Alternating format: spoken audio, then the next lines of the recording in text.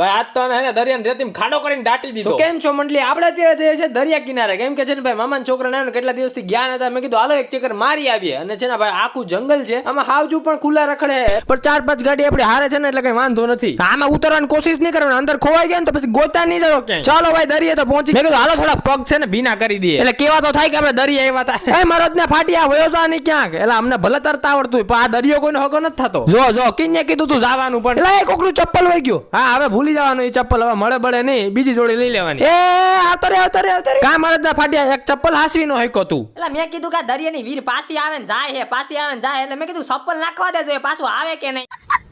હવે આ વળી હું લખે, એટલે રામ નો લખવાનું, શ્રી રામ લખવાનું હોય આખું લખતો, અને આ વચારે શું છે માં લખવાનું હોય. પછી છેલ્લે એના રેતીમાં દાટી દીધો, બહુ ઠેકડા મારતો, મારો હેખડો જ બેહતો નતો, મજા આવી ને. હવે એટલે અમે જીંકા છોકરા છે, અત્યારે ઠેકડા નહીં મારશું તો કઈ મારશું? ગઈઢા થાય પછી હવે ભૂલ થઈ ગઈ, હવે કોઈ દી નહીં કરવું, હવે કોઈ દી ઠેકડા જ નહીં મારું. એ મમ્મી હાલો અમે જાય હો, આને એમને રાખવો હોય, ભલે અહીંયા પડ્યો રે એમને.